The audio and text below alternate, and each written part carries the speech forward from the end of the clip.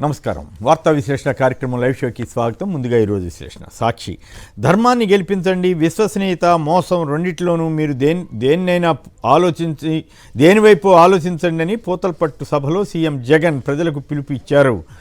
CM Jagan లేఖపై ఏం చేశారు అంటూ విశాఖ ఉక్కుపై కేంద్రాన్ని హైకోర్టు ప్రశ్నించింది.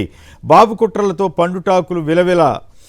చంద్రబాబు అంటుకో కుట్రలను అధిగమించి ప్రభుత్వం దిగ్విజయంగా వృద్ధులకు పింఛన్లు పంపిణీ చేసింది.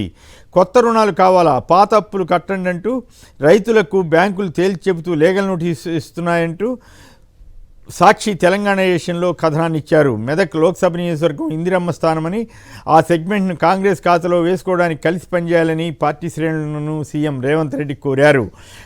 ఈనాడు యథాప్రకారం ద్వేషపూరిత కథనాలతోటి పత్రిక నింపివేసింది. పండుటాకులపై పగ అంటూ ఇంతకాలం వాళ్ళు పగబెట్టి రాసిన వార్తల్ని మళ్ళీ వైసీపీ ప్రభుత్వం మీద ఆరోపిస్తూ కథనాన్ని ఇచ్చింది.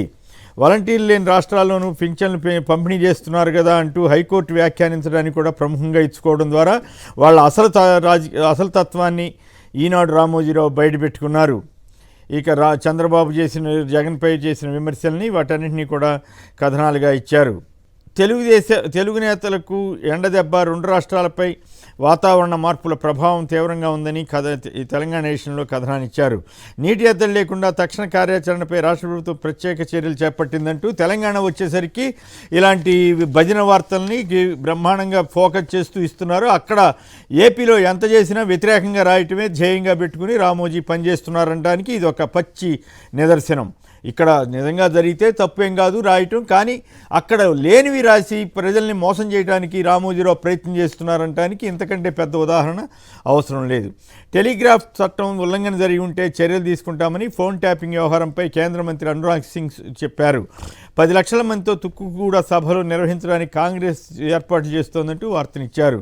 ఇక నమస్తే తెలంగాణ పత్రికలో గొంతెండిపోయే మడి తడవదాయే. ఇందాకే ఈనాడులోనేమో మొత్తం ఎక్కడ రాష్ట్ర ప్రభుత్వం ప్రత్యేక చర్యలు చేపట్టింది, ఎక్కడా నీటి ఎద్దడి లేకుండా అని ఈనాడు పత్రిక కాంగ్రెస్కి వంతపాడే విధంగా వార్త రాస్తే, నమస్తే తెలంగాణలో గొంతెండిపోయే మడి తడవదాయే అంటూ తెలంగాణలో బ్యానర్ కథనాన్ని ఇచ్చారు. నీటి ట్యాంకర్లు ఫ్రీగా ఇవ్వాలని కేటీఆర్ డిమాండ్ చేశారు. కరువు కోరల్లో సిరిసిల్ల అంటూ మరో కథనాన్ని ఇచ్చారు. రెవెన్యూవల్ చేస్తేనే కొత్త రుణాలు అంటూ స్టోరీ ఇచ్చారు. ఆత్మశోధన సరే, చర్యలేవి అని బీఆర్ఎస్ శ్రేణులు ఆవేదన చెందుతున్నాయంటూ ఆంధ్రప్రభ బ్యానర్ కథనాన్ని ఇచ్చింది. కమలం అమృతకాలం, గ్రామాలకు విస్తరించిన కాషాయం అంటూ తెలంగాణలో పరిస్థితిపై స్టోరీ ఇచ్చారు. 14 సీట్లు గెలుద్దాం అని సీఎం రేవంత్ రెడ్డి పిలిపించిన వార్తను వెలుగు బ్యానర్గా ఇచ్చింది. సంగారెడ్డి జిల్లా చందాపూర్ శివార్లో రియాక్టర్ పేలి కంపెనీ డైరెక్టర్తో సహా 4 మరణించారు. వార్తాపత్రిక దీన్ని బ్యానర్గా ఇచ్చింది. ఎన్నికల్లో వీవీప్యాట్ల లెక్కింపు పిటిషన్పై వచ్చేవారం విచారణ జరుపుతామని సుప్రీంకోర్టు వ్యాఖ్యానించిన వార్తను ఇండియన్ ఎక్స్ప్రెస్ ప్రముఖంగా ఇచ్చింది. ఎలక్టరల్ బాండ్స్ను డబ్బు రూపంలో బీజేపీ మార్చుకుందంటూ బాండ్స్ ద్వారా వచ్చిన వాటిలో 70% అంటే 1068 కోట్లకు పైగా డ్రా చేసినట్లు హిందూ పత్రిక ప్రచురించింది. బీజేపీ శ్రేణులకు ప్రధాని మోడీ దిశానిర్దేశం చేశారు.